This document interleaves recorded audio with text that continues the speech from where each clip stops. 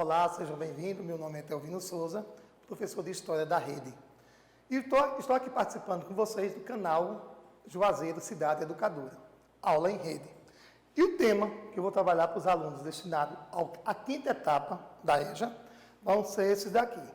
Era Vargas, República Democrática, Ditadura Militar, Brasil atual. Vou começar pela Era Vargas. E o que foi a Era Vargas? A Era Vargas, que tem aqui, coloquei como as principais características. A Era Vargas foi o período de 15 anos da história brasileira, que se estendeu de 1930 a 1945, e no qual Getúlio Dornelles Vargas era o presidente do país. A ascensão de Vargas ao poder foi resultado direto da Revolução de 1930, que destituiu o Washington Luiz e impediu a posse de Júlio Prestes, que era o presidente eleito que assumiria o país. Pessoal, a Era Vargas ela vai estar caracterizada pelo primeiro governo de Getúlio Dornelles Vargas, que ele vai governar por um período de 15 anos. Só duas pessoas estiveram à frente do Brasil por muito tempo assim. Getúlio Dornelles Vargas, ele só vai perder para Dom Pedro II, que foi a pessoa que mais tempo esteve no poder do Brasil. Depois vem Getúlio Dornelles Vargas, certo? Que ele vai governar o Brasil nesse primeiro período por volta de 15 anos. Os anos do governo de Getúlio Vargas foram divididos em três fases, que são governo provisório, que vai de 1930 a 1934, governo constitucional, de 1934 a 1937, e o Estado Novo, de 1937 a 1945. As principais características do governo de Getúlio Dornelles Vargas, um período chamado período getulista, primeiramente, centralização do poder. Vargas tomou medidas para enfraquecer o legislativo, ou seja, o poder legislativo, e reforçar os poderes do executivo. Getúlio Dornelles Vargas, diante do seu governo, ele fez o possível para manter o poder, praticamente centralizar um pouco o poder em suas mãos. Que Getúlio Dornelles Vargas, durante esses 15 anos, ele vai estar praticamente, ele vai ser considerado um governo popular e ditador ao mesmo tempo, certo? Por quê? A política trabalhista. Getúlio Vargas atuou de maneira consistente no sentido de ampliar os benefícios trabalhistas. Para isso, ele criou o Ministério do Trabalho e concedeu direitos aos trabalhadores. Era uma forma de reforçar seu poder, aproximando das massas. Que massas seriam essas? As massas trabalhadoras. Então, é por isso que muitas pessoas ainda falam na história que Getúlio Dornelles Vargas era o pai dos pobres, certo? E a propaganda política. O uso da propaganda como forma de ressaltar as qualidades do seu governo. Foi uma marca forte do governo de Getúlio Vargas. E que também ficou evidente durante o Estado Novo, a partir do Departamento de Imprensa e Propaganda, chamada DIP. Então, Getúlio Dornelles Vargas, ele vai investir bastante na propaganda política, certo? Em favor do seu governo. O segundo tema, temos aqui a República Democrática. A República Democrática foi praticamente o período que depois do período getulista, ela vai se consolidar em nosso Brasil. E o que foi a República Democrática? Foi o período da história do Brasil, que se iniciou em 1945 com o fim da Era Vargas, e que foi finalizado em 1964 com o golpe civil-militar, certo? Praticamente, ao longo desses 21 anos, chamado de República Democrática, ou chamada Quarta República, o Brasil teve diversos presidentes entre os que foram eleitos. E os que assumiram, seja por morte de algum presidente, ou seja por outros impedimentos. Os presidentes brasileiros na Quarta República, ou seja, na República Democrática, os principais foram esses: Eurico Gaspar Dutra, Getúlio Dornelles Vargas. O aluno pode perguntar: professor, e Getúlio volta de novo? Volta sim, ele volta com voto popular.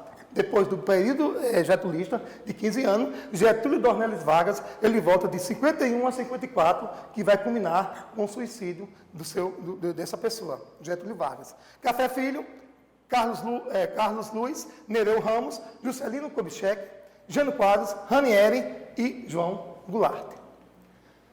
Terceiro tema, ditadura militar. O que foi a ditadura militar? Ela vem depois, certo, da República, praticamente populista, que era chamado, e a ditadura militar é como chamamos o período em que os governos militares estiveram à frente do Brasil, entre 64 e 85. O período da ditadura militar foi um dos mais tensos da história brasileira e ficou marcado pela falta de liberdade, pelo uso de tortura contra opositores políticos e pela prática do terrorismo no Estado. Esse período ele começa no ano de 1964 com um golpe civil-militar, certo?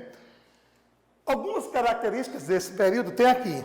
Ocorreu um milagre econômico, mas é claro, um crescimento sem distribuição de renda e o aumento da dívida externa, principalmente com os Estados Unidos, certo? A influência dos Estados Unidos durante os governos militares foi muito grande, certo? Foi muito intensa.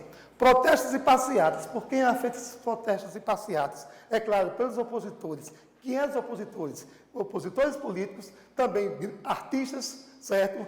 Cantores, se revoltavam com esse poder que estava praticamente em cima dos militares, que foi através de um golpe, e existiu também esse tipo de protestos e passeatas durante todo esse período. Oposição armada ao regime militar, como a guerrilha urbana e rural, que ocorreu também no Brasil. Prisões, tortura, exílio, artistas e políticos estavam envolvidos também, estavam perseguidos pelos governos militares, certo? E pela falta de democracia. Suspensão de direitos constitucionais, a censura foi bastante utilizada, certo? A censura por parte dos governos militares foi bastante utilizada durante esse período. Perseguição política e repressão aos que eram contra o regime. Existia até um slogan que dizia: Brasil, ame-o ou deixe-o. Ou seja, praticamente, os governos militares, os anos da ditadura militar, foram caracterizados dessa forma por perseguições aos seus opositores.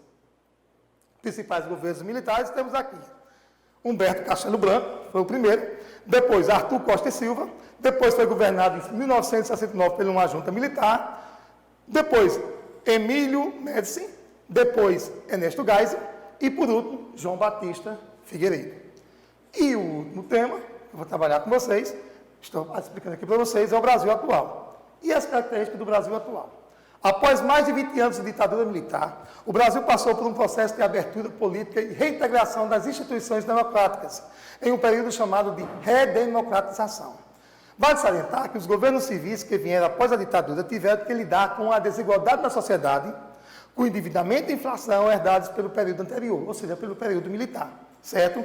A nova fase dessa política no país foi marcada por inúmeras tentativas e ajustes pela inserção do país na lógica da globalização e do neoliberalismo. Está aqui os principais presidentes desse período. Os presidentes civis eleitos pela população após a ditadura, ficou o mandato de José Sarney, para salientar que José Sarney era vice de Tancredo Neves, que foi praticamente o primeiro, seria o primeiro presidente a governar nesse período, certo? No Brasil na atualidade. Porém, com a morte de Tancredo, José Sarney assume a presidência. Aí depois, pelo voto popular, veio Fernando Collor de Mello, Itamar Franco, Fernando Henrique Cardoso, Luiz Inácio Lula da Silva, que ele vai ter 2 mandatos, é por isso que o ano de Luiz, de 2013 a 2010, é estendido. Dilma Rousseff, que vai ter também um impeachment, junto com Fernando Collor, Michel Temer e, por último, esse que é o presidente atual, Jair Bolsonaro, que entrou em 2019. Pessoal, eu aqui falei um pouco de cada um desses temas. E eu tenho para o meu alunado, para os alunos da 5ª etapa, um desafio. E o desafio é esse. Vocês vão pegar o caderninho de vocês e vão descrever os presidentes que atuaram no Brasil desde o regime militar até os dias atuais. Lembrando que o regime militar começou no ano de 1964 com um golpe civil-militar. Então, vocês vão colocar o nome desses presidentes desde 1964 até os dias atuais. Ou seja, descrever no caderninho de vocês os presidentes que atuaram no Brasil desde o regime militar até os dias atuais. Bom estudo para vocês. Fique com Deus.